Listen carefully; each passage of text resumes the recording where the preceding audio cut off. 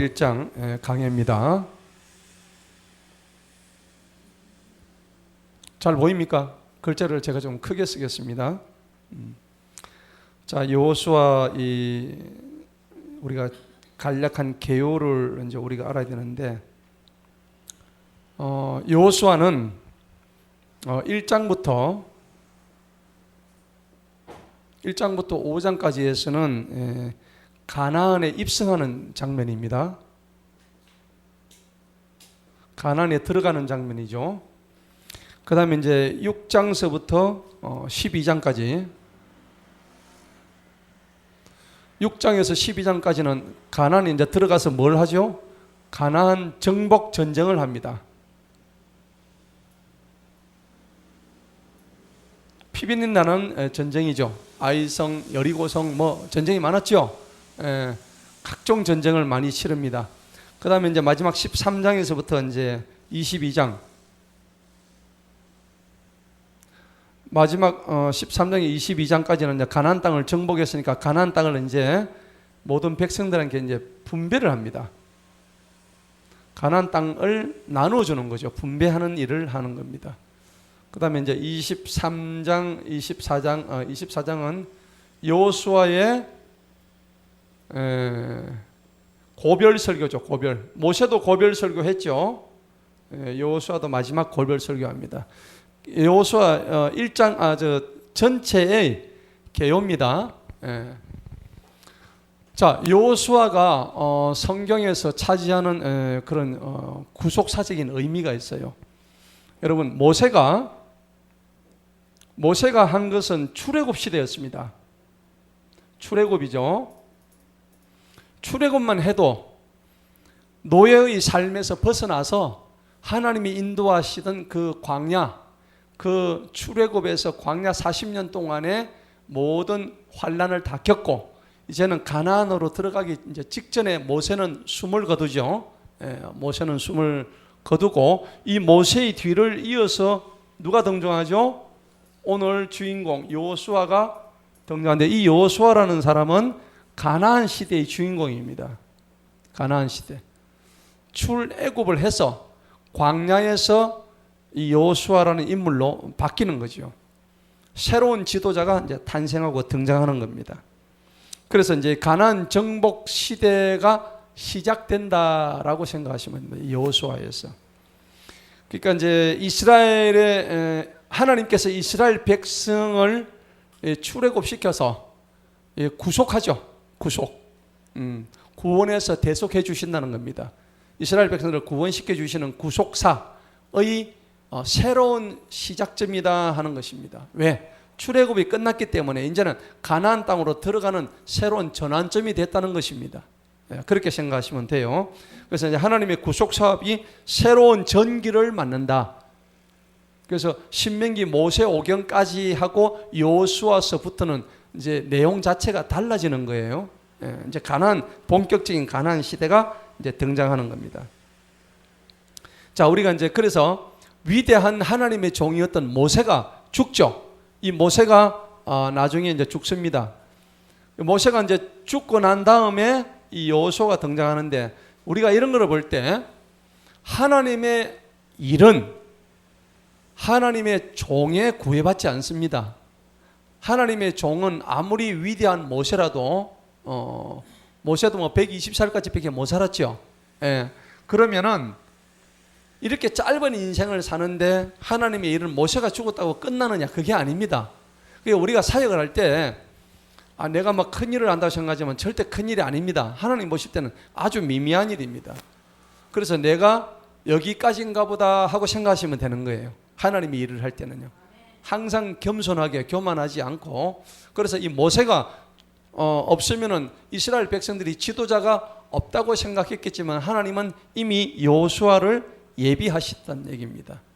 그래서 우리가 하나님의 일을 할 때도 내가 아니면 안 된다. 절대 아닙니다. 하나님의 일은요, 누군가를 세워서 계속 이어가게 하시는 것입니다.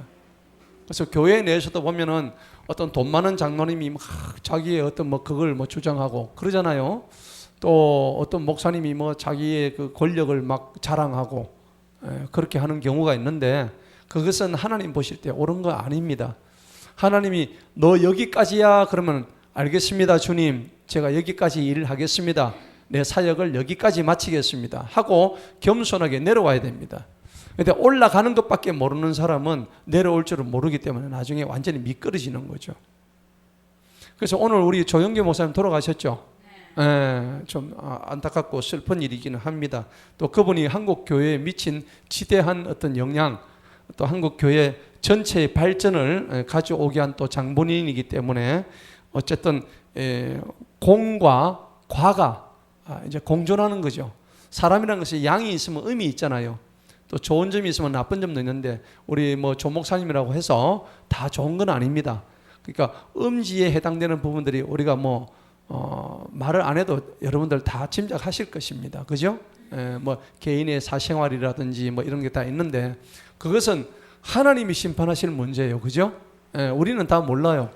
그래서 주의 종이 자기가 하는 일이 너는 여기까지다 그러면은 모세처럼 가나안에 들어가지 못하고, 그죠? 가나안을 멀리서 쳐다보고 거기서 숨을 거뒀죠.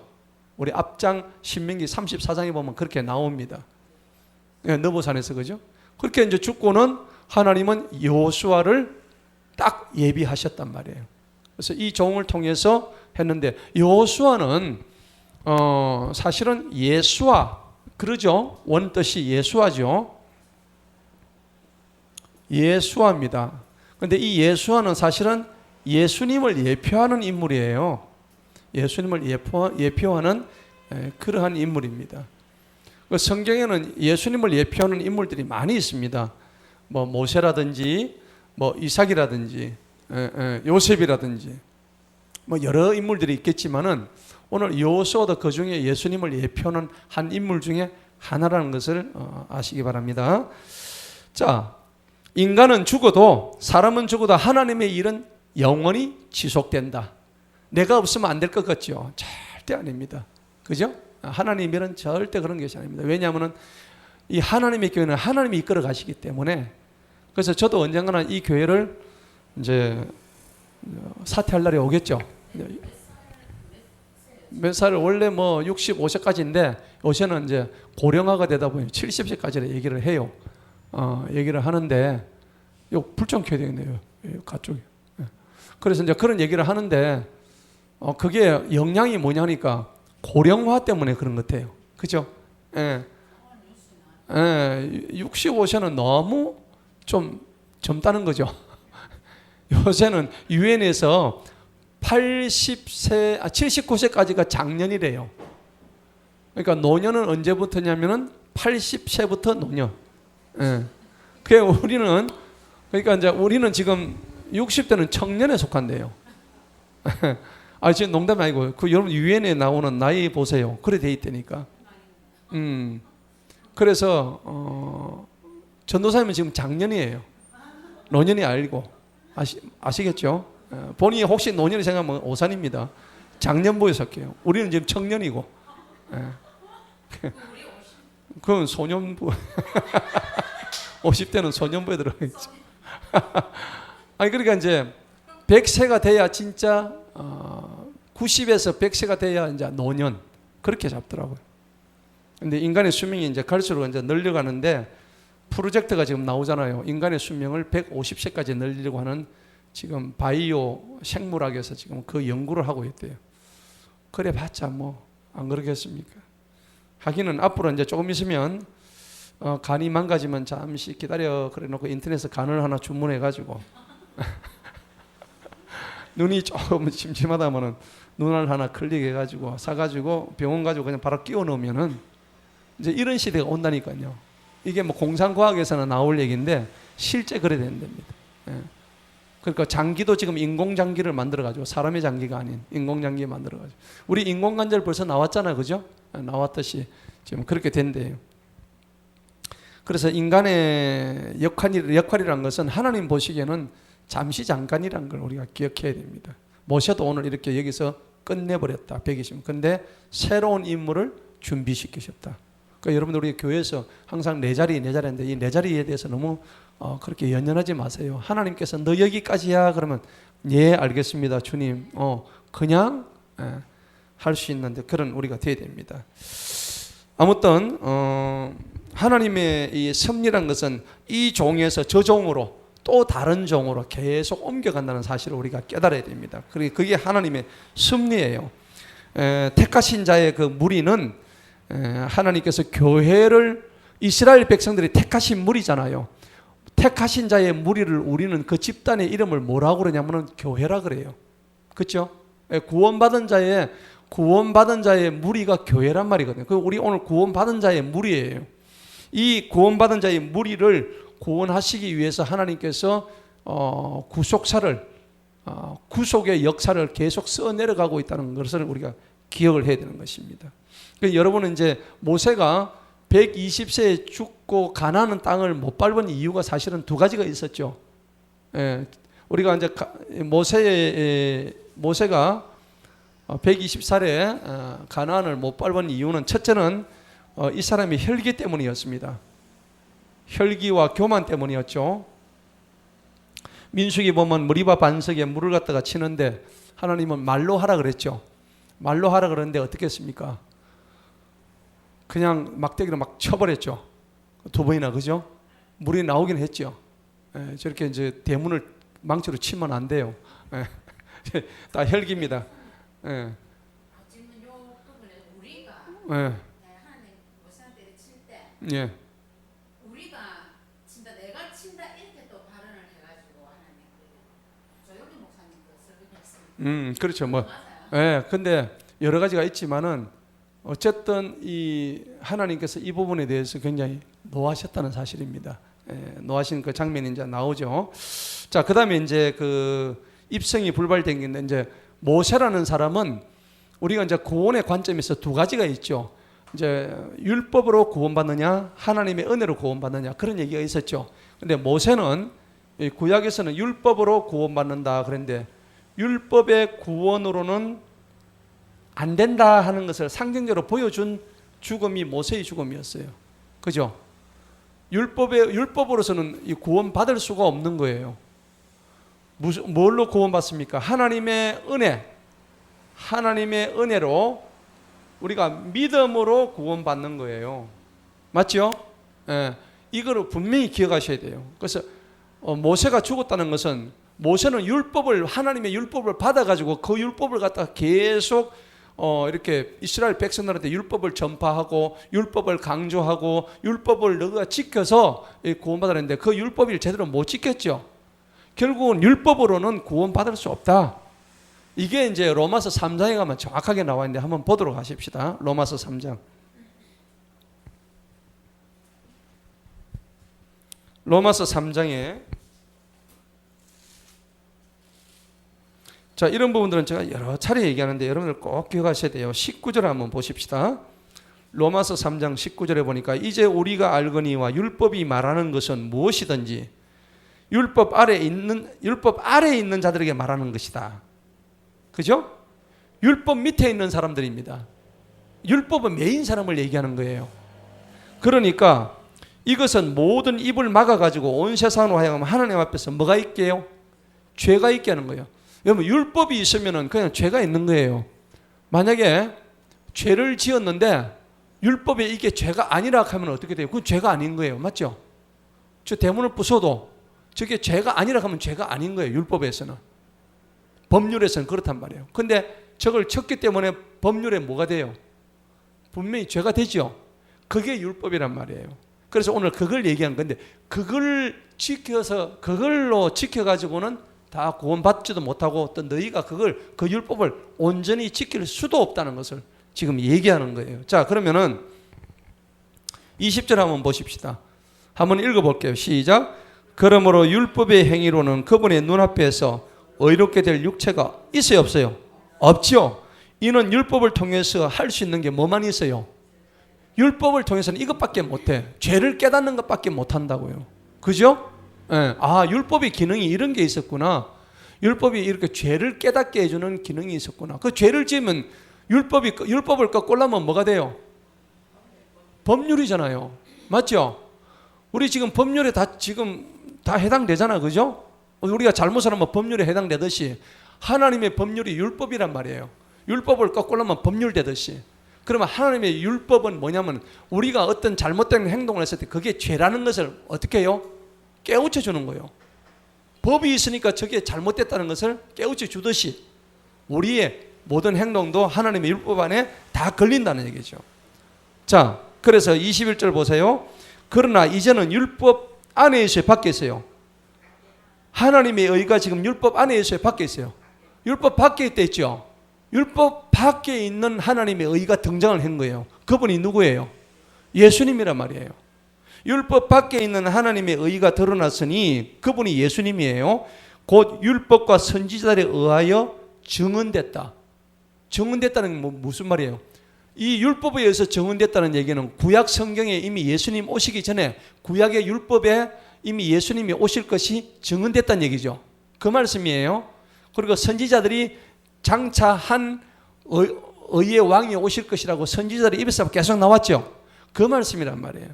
그 다음에 22절 한번 보십시다. 다 같이 한번 읽어봅니다. 시작. 곧 예수 그리스도의 믿음을 통해 있는 하나님의 의 모두에게와 모든 믿는 자 위에 임하였으니 이는 거기에 차별이 없기 때문이라. 아멘. 자, 누구의 믿음이에요? 예수 그리스도의 믿음을 통해. 나의 믿음이 아니에요. 나의 믿음은 변질되는 믿음이에요. 기분 좋으면 확 믿음이 올라갔다가 설탕 먹으면 당이 막 올라갔다가 안 먹으면 당 떨어지듯이 내 믿음도 똑같단 말이에요. 그러니까 우리는 내 믿음을 가지는 게 누구 믿음 가져야 돼요? 예수님의 믿음을 가져야 되는 거예요. 그래서 오늘 여기에 예수 그리스도의 믿음을 통해 있는 하나님의 의가 되는 거예요. 그게 모두에게가 모든 믿는 자 위에 임하였단 말이에요. 모든 믿는 자에게 다 함께 임명되라. 거기는 차별이 있어요, 없어요? 예수 그리스도의 믿음을 가지면은 이슬람 믿는 사람이든 불교를 믿는 사람이든 무신론자든 그들이 믿기만 하면은 차별 없이 하나님의 의가 그들에게 임한다는 겁니다. 하나님의 의가 임하면은 어떤 일이 일어날까요? 그들에게 구원의 생명이 예수의 생명이 주어지는 거예요. 그죠? 이 일들이 율법하고는 관계없이 이루어진다는 것을 오늘 얘기를 하는 거죠. 자, 앞으로 돌아갑시다.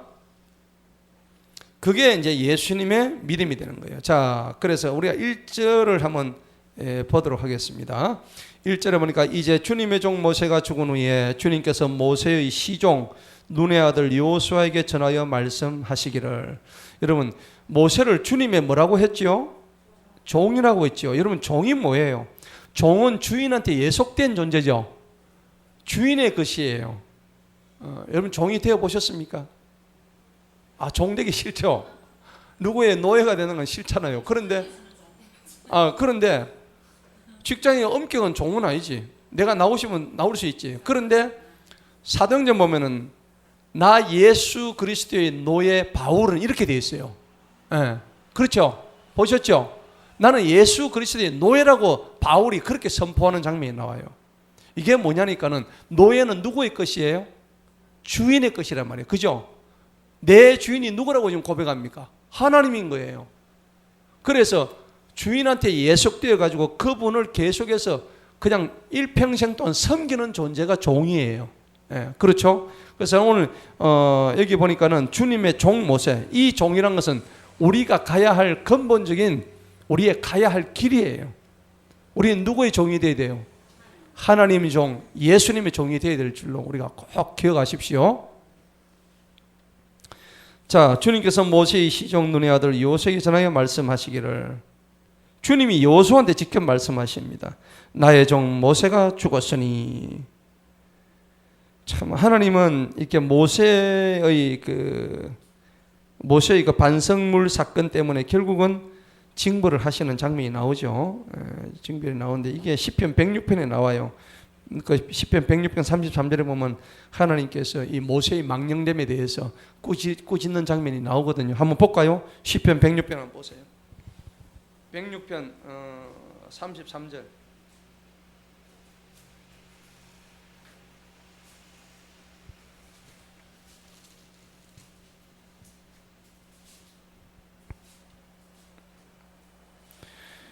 모세에게 해가 미친 것은 결국 그의 죽음을 의미하는 거예요. 좀 더 할 수가 있었지만은 모세가 죽을 때 기력이 다 했습니까? 생생했어요. 아주 생생했죠. 더 살 수 있었는데 하나님 데려가시는 거야. 자, 33절 한번 읽어봅시다. 시작. 그들이 모세의 영을 격분하게 하였기에 그가 자기 입술로 경솔하게 말하였도다. 또 32절 시작. 그들이 또한 다툼의 물에서 그분을 노하시게 하였으므로 그들로 인하여 모세에게 뭐가 미쳤어? 해가 미쳤죠. 이게 시편에 나오는 말씀이라고. 그러니까 그들이 누구면 이스라엘 백성들이요, 모세한테 왜 물 안 주느냐고. 네가 지도자냐. 그 지도자 막 욕을 했다고. 손가락질하고. 그러니까 이 지도자가 그 백성들의 그 원망을 듣고는 참아내야 되는데 못 참았죠. 그 성적 팍 내본 거야. 격분한 거야. 그 우리 혈기 있는 분들 좀 조심합시다. 예, 격분하면 안 돼요. 그냥 차분하게 그가 자기 입술로 경솔하게 말을 한 거예요. 예, 이런 일이 있었다는 것을 우리가 기억하십시다. 모세가 죽은 이유의 하나입니다. 이것도. 자, 2절 본문 말씀 보니까는 이제 너와 이 모든 백성은 일어나서 이 요르단을 건너.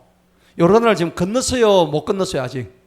아직 못 건넜죠? 예, 요르단 강을 건너서 내가 그들 곧 이스라엘 자손에게 주는 그 땅으로 가라.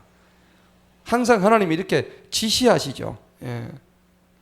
자, 3절에 보니까 내가 모세에게 말한 대로 너희 발바닥으로 밟을 모든 것을 내가 너희에게 주었노라. 이게 신명기 11장에 나오는 말씀인데, 여러분들 그 이스라엘 그 지도를 보면 지중해부터 해가지고 한 번 더 이제 옛날에 많이 그랬는데 기억나죠? 이렇게 지중해가 있고요. 이게 지중해입니다. 여기 이제 요단강이 이래 있고, 갈릴리 호수, 갈릴리 사해 이래 돼 있죠. 자, 이게 요단강이에요. 이게 요단강. 이 요단강 오른편이가 여기 동쪽이에요. 요게 서쪽이고 가나안이 이쪽에 있었단 말이에요. 그러니까 지금 진치고 있는 게 여기에서 진치고 있는 거예요. 이 요단강을 지금 일로 건너가야 되는 거예요. 그래서 이제 이 역사가 이제 모세가 여기 느보산 여기쯤 있었겠죠. 여기서 이렇게 쳐다보면서 저쪽에 가나안 땅을 바라보았겠죠. 그래서 보니까는 저 멀리 보니까 여기 지중해 푸른 바다가 있는 거야. 지중해 가보셨어요? 예, 우리 이탈리아 가면서 이탈리아에서 그 지중해를 바라봤는데 소렌토하고 그게 지중해 바다거든요. 참 푸르고 아름다운데, 근데 여 위에서 이태리에서 보는 거하고 또 여기서 보는 또 다르겠죠. 그래서 모세가 쭉 보니까는 이 가나안 땅이 참 평원이 보이고 또 그 넘어서 이게 좀 바다란 말이에요. 바다도 보이고 그랬단 말이에요. 그런데 여기는 지금 이 동쪽에는 두 지파 반이 있었죠. 두 지파. 자, 여기는 르우벤 지파고 또 무슨 지파였어요? 그 뒤에만 나오죠. 르우벤하고 뭐예요? 갓 지파. 맞죠? 르우벤하고 갓 지파하고 그다음에 므낫세 반지파였죠. 기억나십니까? 반지파는 2분의 1이란 말이에요. 반쪽알이. 요 2분의 1, 2와 2분의 1. 그러니까 세 지파가 2.5지파죠. 2.5지파. 요 지파가 이 나중에 남고 나머지가 다 들어가죠. 그런데 지금 이 장면이에요. 들어가려고 하는 이런 장면. 그런데 하나님께서 모세한테 신명기 11장에서 그렇게 얘기하셨잖아요. 내가 너희들이 동서남북 어디까지 밟을 거라는 거 다 얘기를 다 해주셨어요. 그러면 이 남쪽 사우스에는 아라비아 사막까지 다였어요. 그러면 이 웨스트 서쪽에는 지중해까지, 지중해 연안. 요 있는 도시들 뭐 많아, 두로도 있었고 뭐 시돈도 있었고 많았잖아요. 요런 연안까지. 예. 이제 거기 있었고, 이제 북쪽은 어디까지였냐면은 이 북쪽은 레바논 요 위에 레바논 이게 있었죠. 레바논 이게 이제 북쪽은 레바논 쪽이에요. 레바논. 그다음에 동쪽은 어디냐니까는 동쪽은 이쪽에 큰 강이 있었는데 유프라테스 강이라고 있어요. 유프라테스. 성경에는 유브라데 강이라고 되어 있는데 유프라테스 강. 이 유프라테스 강은 여러분 창세기 2장에 보면은 그 아담이 거하던 곳이 에덴이었죠. 에덴에서 발원하는 강이 네 강이 있었죠. 예, 뭐 쭉 강 나오죠. 창세기 2장에 나옵니다. 그 중에 한 강이 유브라데 강입니다. 메소포타미아 강하고 있는데, 근데 이 유브라데 강, 하나님께서 지금 이스라엘 백성들이 차지할 땅을 이렇게 많이 주셨다고. 이렇게까지. 위로는 북쪽으로는 레바논, 서쪽으로는 지중해, 남쪽으로는 아라비아 사막, 동쪽으로는 유브라데 강까지 이렇게 많은 땅을 차지하게끔 해 주신 그 사실입니다. 근데 이제 이게 나중에 지금은 당장 정복이 안 돼요. 이게 언제 정복되느냐 하면은 다윗 시대 들어가면은, 그다음에 솔로몬 시대 들어가면 완전히 다 정복이 되는 역사가 일어납니다.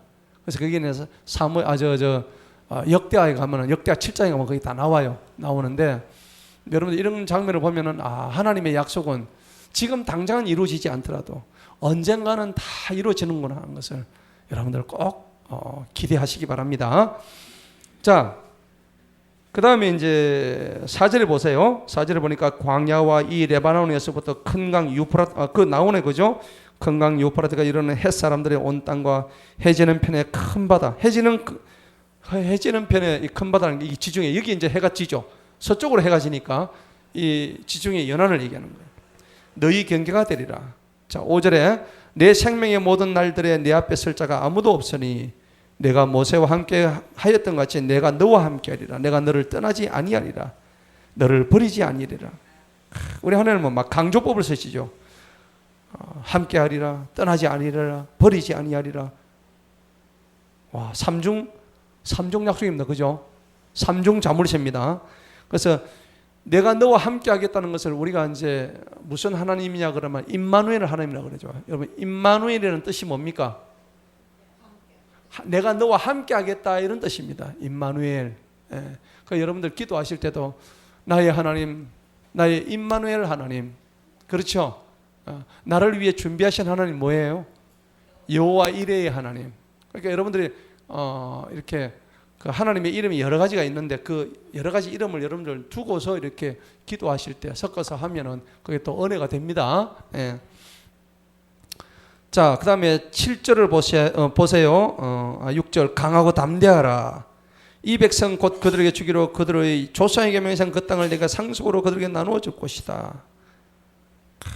좋겠죠. 지금쯤 해가지고 주님이 우리한테 와가지고 내가 니한테 땅을 주겠다, 10,000평 주겠다 그러면 억수 좋겠죠.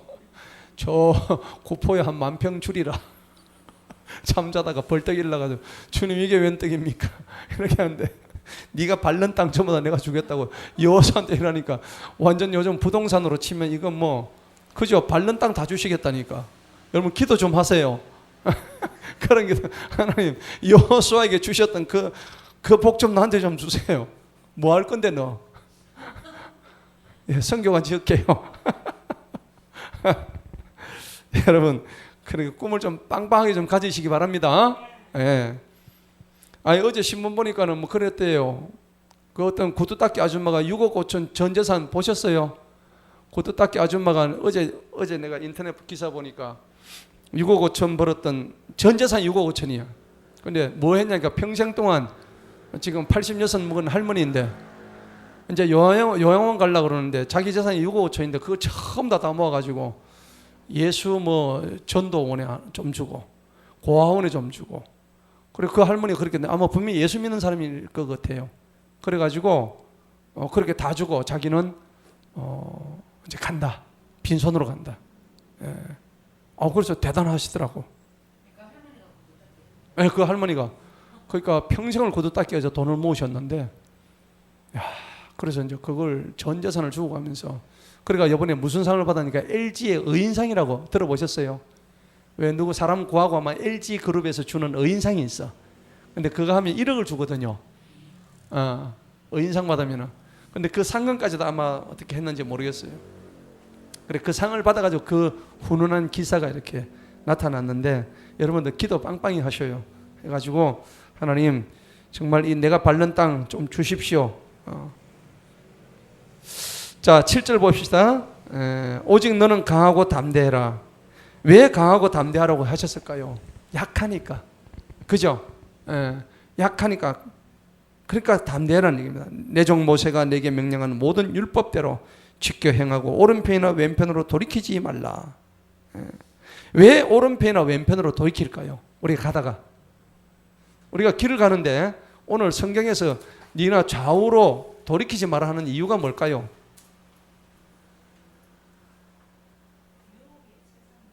그죠? 예.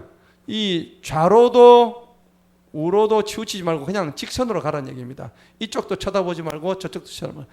제가 요즘요 어떤 게 있냐니까 참 건망증이 심하더라고. 예를 들어서 내가 이제 인터넷에서 뭘 찾으려고 딱 생각했어요. 했는데 인터넷을 딱 열면은 어떤 내가 찾으려고 생각했던 그건 잠시 접어도 그 기사가 우선 눈에 뜨이니까 그걸 딱 찾아서 봤어. 근데 그때 내가 뭘 찾으려고 했는지 여러분 그런 기억 없어요? 많죠? 아니 그래서 내가 요즘 어떻게 하느냐니까 이제 갈수록 이제 심한 거야.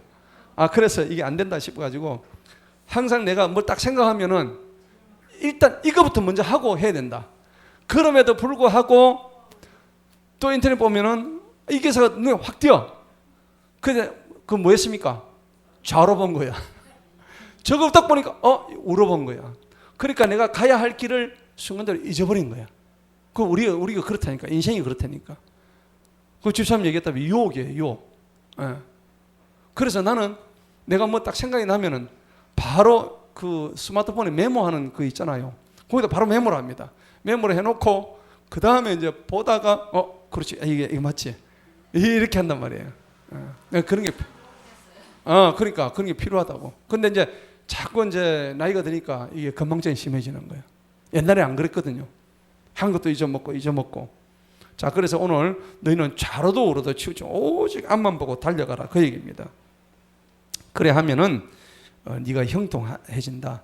바리새인들은 율법을 가지고 뭘 생각하냐면은 율법만 가지고 딱 지켰어요. 그러니까 율법이 얼마나 편협하냐면은 이렇게 유동성이 없어요. 이렇게 좀 이렇게 이렇게 좀 봐주고 이렇게 좀 융통성이랄까 이런 게 없단 말이에요. 다 율법을 잣대로 해가지고 그것도 율법을 제대로 지키는 게 아니라 자기들 편한 대로 율법을 끌어다가 한단 말이에요. 그게 바리새인이에요. 그래서 예수님이 바리새인을 보고 뭐라 했냐면은 너희는 마치 그 회칠한 무덤 같다. 그렇게 얘기하셨거든요. 너희 속에 지금 구더기가 버글버글 한다고 그랬단 말이에요. 예. 이게 얼마나 안 좋은 거냐. 그래서 오늘 좌로도 우로도 치우치지 마라 하는 겁니다.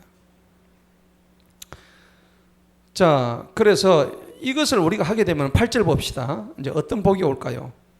이 율법책을 내 입에서 떠나지 말게 하고 오직 너는 낮과 밤으로 그것을 묵상하여 그 안에 기록된 모든 것에 따라 행하라. 그래야만 내가 내 길을 번성하게 만들고 너는 크게 성공하리라. 이게 신명기 28장의 복이에요. 여러분 신명기 28장에 보면 1절서부터 15절까지는 그 하나님을 순종할 때 순종의 복이 나오고 16절서부터 해가지고 마지막 40몇 절까지는 뭐가 나와요? 불순종의 저주가 나오죠. 예. 순종의 복과 불순종의 저주는 확연히 달라요. 신명기 28장 한번 보십시다. 앞에서 봤지만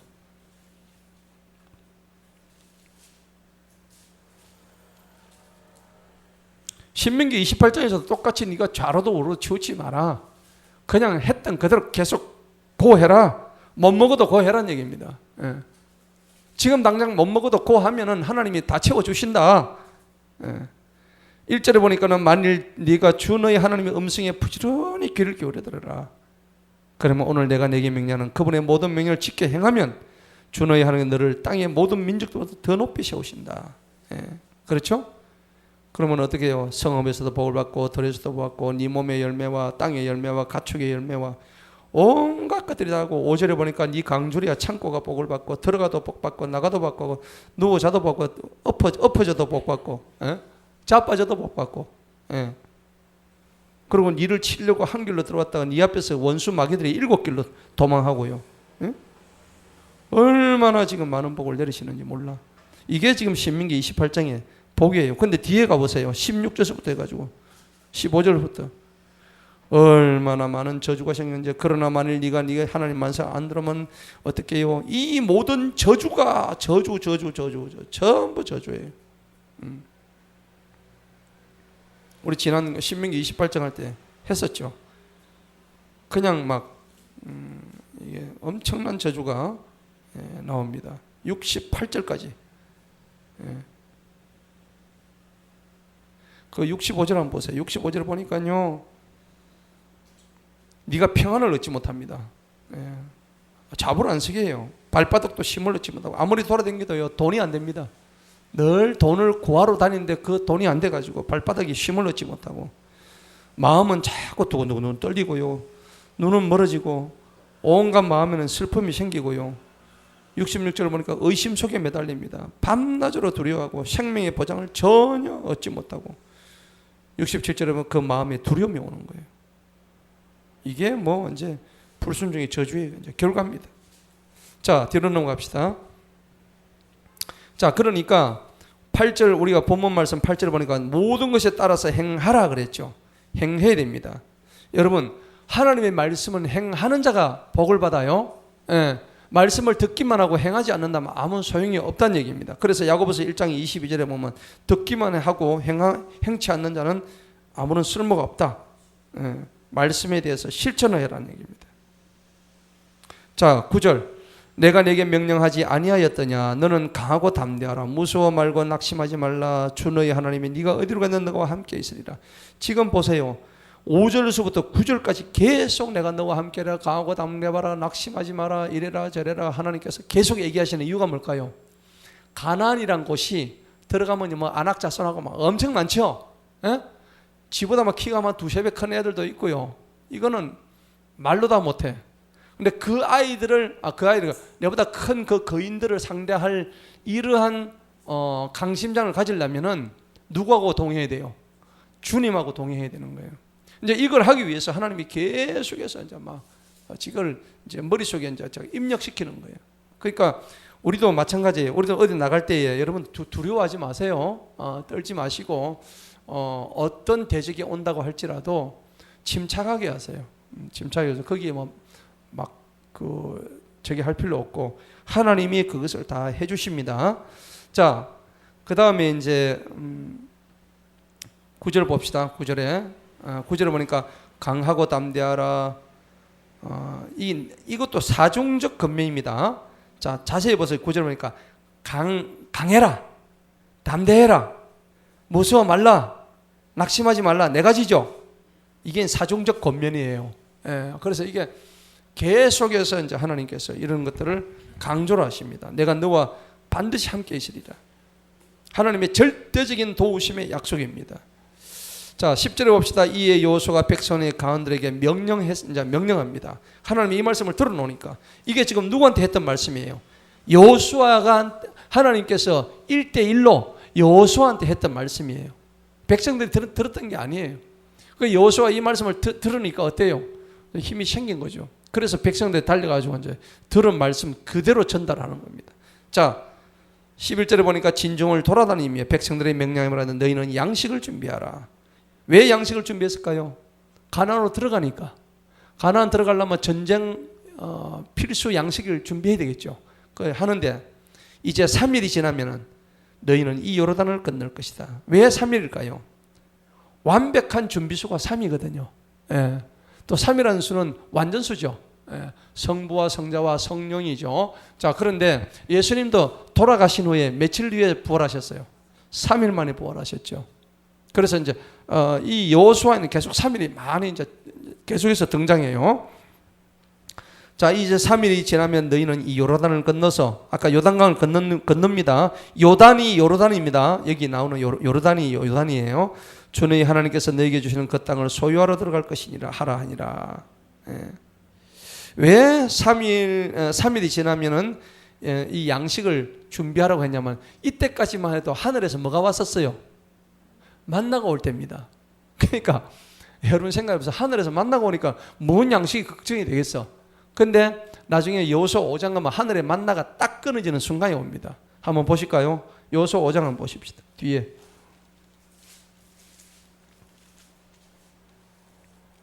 여호수아 5장 12절을 한번 보십시다.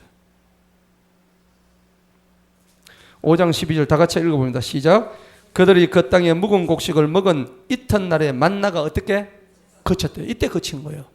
이때까지 하늘에서 만나가 계속 내린 거예요. 그 만나 지금 좀 주시면 얼마나 좋겠노. 굶는 사람 하나도 없게, 그죠? 먹고 사는 거 걱정 없게.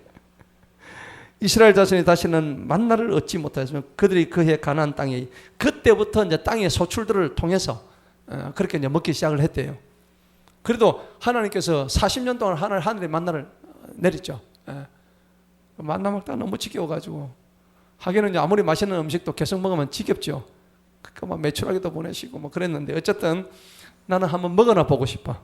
그 만나를 어떤 맛인지 천국 가면 맛볼 수 있겠죠. 자, 그래서 12절 봅시다. 또 르우벤 지파와 갓 지파 므낫세의 반 지파에게 여호수아가 전하여 말하기를, 아까 제가 말씀드렸죠. 요 요단강 동쪽에 있던 요 두 지파 반 르우벤, 갓, 므낫세. 자, 요 두 지파 반에게 이제 전하여 말합니다. 주님의 종 모세가 너희에게 명령하여 말하기를 주 너희 하나님께서 너희에게 쉼을 주셨고 너희에게 이 땅도 주셨느니 하였으니 너희는 그 말을 기억하라. 너희 아내들과 자식들과 가족들은 모세가 요르단 이편이 동쪽입니다. 강 건너기 전입니다. 동쪽. 너희에게 준 땅에 남을지니라.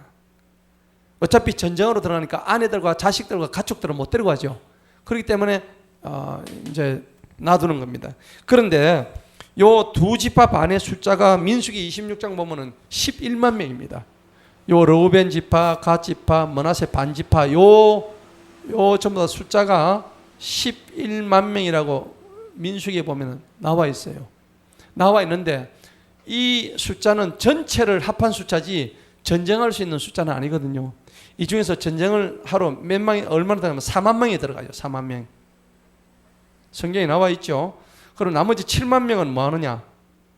이 7만 명은 남아있는 아내와 그 다음에 여자와 그 다음에 자녀와 가축 요거를 지키기 위해서 7만 명이 남아요.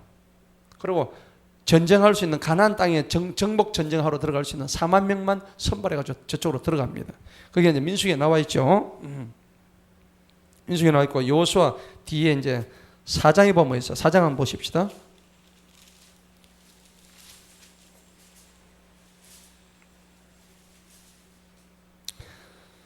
사장이 보니까 이제 궤를 메고 이제 요단강을 이제 들어가지고 돌 12개를 취하고 하는 장면이 나오죠. 그러니까 이 12돌, 우리 12돌 선교하는데 12돌이 여기서 나옵니다. 여호수아 4장에 보니까는 2절에 보니까는 12사람 택하죠. 지파에서. 3절이니까 돌 12개를 취하죠. 맞죠? 이 돌은 무엇을 뜻합니까? 6절에 보니까. 그 7절에 이 12돌이 무엇을 뜻합니까? 이 돌들은 이스라엘 자손들에게 영원한 기념물이 될 것이다. 됐죠? 예, 그러면서 이제 돌 12돌을 갖다 취해가지고 이제 그것을 이제 세웁니다. 그래 이제 세우는데 이제 그 무장하고 들어가는 장면이 나와요. 이 두 지파 반이 12절 한번 보십시다. 12절 보니까 르우벤 자손과 갓의 자손과 므낫세의 반 지파는 모세가 그들에게 명령한 대로 이스라엘 자손 앞에 무장하고 건넜죠. 건넜는데 몇 명이에요? 13절에 4만 명이죠. 여호수아 4장 13절 약 4만 명이 전쟁을 위해서 준비하고 주님 앞에서 건너가 전투를 여루고의 평원들에 이르렀더라. 이렇게 돼 있죠. 자, 11만 명 중에서 4만 명이 들어갑니다. 요 11만 명 나중에 그저 민수기에 나오죠. 민수기에 보면은 26장에 나와요. 자, 그래서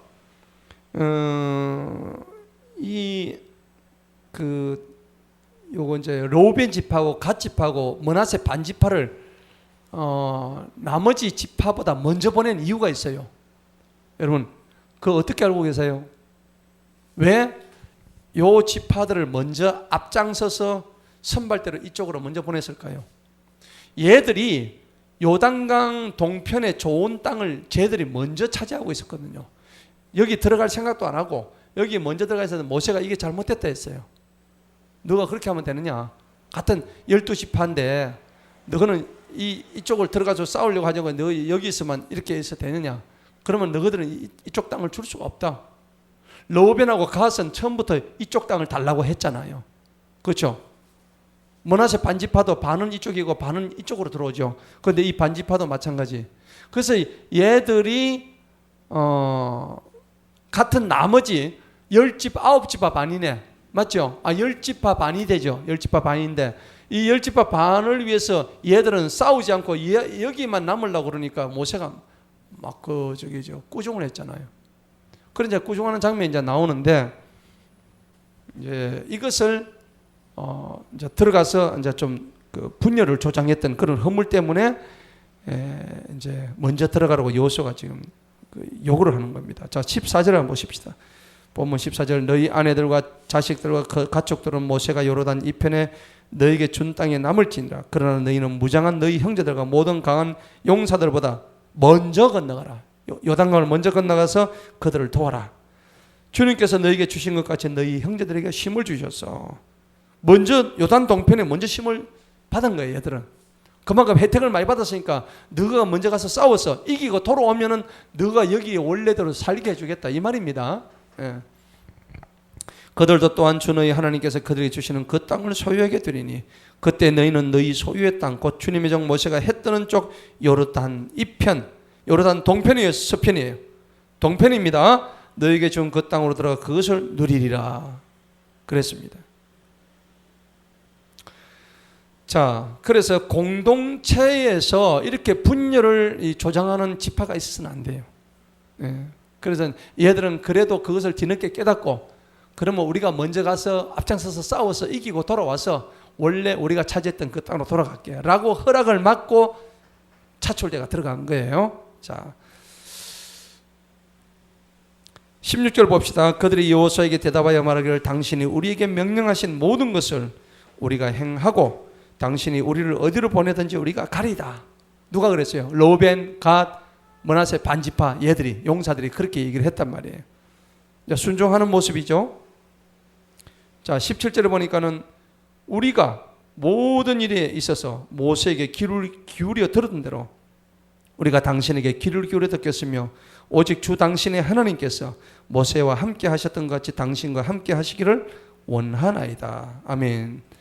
자, 지금 얘들은 모세가 하나님의 종이란 것을 너무나 잘 알았기 때문에 모세가 지명한 여호수아도 하나님이 지명하신 종이라는 것을 알은 거예요.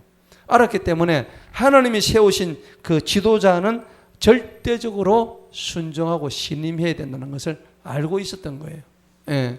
그래서 얘들이 복을 받은 거죠. 그러니까 여러분들 그 지도자한테 순종하는 것은 올바른 신앙인의 자세입니다. 로마서 13장 한번 보십시다.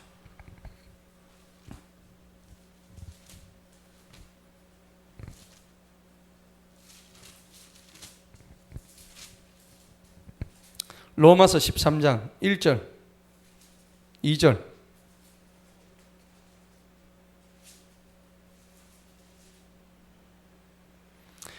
자, 그래서 1절서부터 4절까지 한번 해봅시다. 5절까지 한번 해봅시다. 자, 모든 혼은 위에 있는 권세자들에게 뭐하라고? 복종해야 됩니다. 이는 하나님께로부터 나지 아니한 권세는 없고 모든 권세들은 누가 정하셨어요? 하나님께서 정하셨습니다. 그러므로 누구든지 권세를 거역하는 자는 하나님의 정하심을 거역하는 것이다. 맞죠? 거역하는 자들은 스스로 정죄를 받게 된다고 했습니다. 자, 왜 그럴까요? 이는 다스리는 자들은 선한 일들에 대하여 두려움이 되지 아니하고 악한 일들에 대하여 되기 때문이니 그렇다면 네가 그 권세를 두려워하지 아니하려느냐? 선한 일을 행하라. 그러면 그에게서 뭘 받아요? 칭찬을 받으리라. 이는 왜 그러면 그냐? 그가 네게 선을 이루기 위한 하나님의 뭐요? 그 지도자는 하나님의 사역자인 거예요. 하나님이 보내신 사역자예요.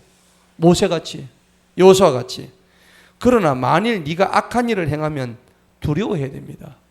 하나님 보내신 종에 대해서 두려워해야 됩니다. 자, 그가 헛되이 칼을 가지고 다니지 아니하나니 이는 그가 하나님의 사역자이기 때문이죠. 하나님의 사역자로서 악을 행하는 자에게는 진노를 행하는 보응자이기 때문이다. 그렇죠? 5절 한번 읽어봅시다. 시작. 그러므로 너희는 진노 때문이 아니라 뭘 위해서라도 양심을 위해서라도 반드시 복종해야만 하느니라. 자, 하나님의 명령입니다. 의무사항이고. 자, 그래서 위에 있는 권세들한테 권위에 순종하라는 것은 오늘 본문 말씀에서 오늘 이 두 지파 반이 여호수아의 명령에 대해서 정확하게 당신이 보냈는 대로 가겠습니다. 당신이 원하는 대로 가겠습니다. 어디로 보내든지 우리가 가겠습니다. 라고 했던 부분들이에요. 결국은요, 훌륭한 지도자는 누가 만들겠습니까? 하나님 만드는데 훌륭한 백성이 만들어요. 맞죠? 백성이 지도자를 받쳐줄 때 그 지도자가 훌륭하게 되는 거지 혼자서 훌륭하게 될 수가 없는 거예요. 그러니까 모범적이고 순종을 잘하고 그 다음에 훌륭한 백성들이 있어야 훌륭한 지도자가 나오는 법이에요. 자, 마지막 18절을 읽어봅시다. 시작.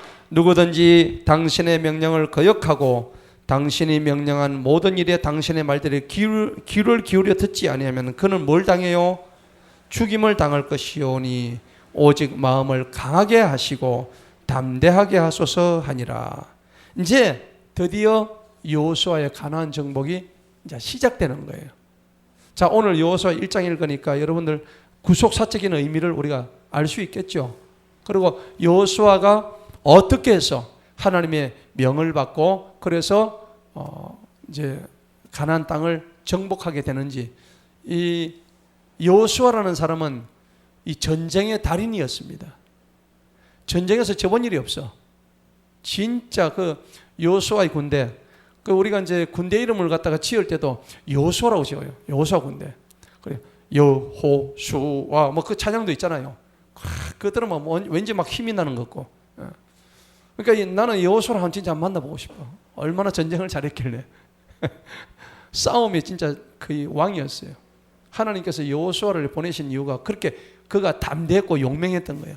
근데 그 용맹과 담대함이 그냥 온 게 아니고 오늘 분명히 5절에서 9절까지 하나님이 여러 가지로 권면했죠. 그러니까 4권면했어요.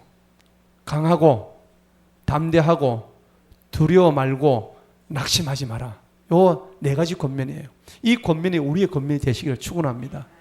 그럴 때 여러분들 사단마귀 어떤 대적이 온다 할지라도 하나님은 우리를 통해서 반드시 부술 수 있으리라고 우리가 믿으시기 바랍니다. 그래서 오늘 우리가 여호수아를 강의를 하면서 여호수아에서 우리가 배워야 될 게 너무 많다 하는 것을 우리가 깨달으시고 우리 승리하는 우리 모두가 되기를 축원합니다.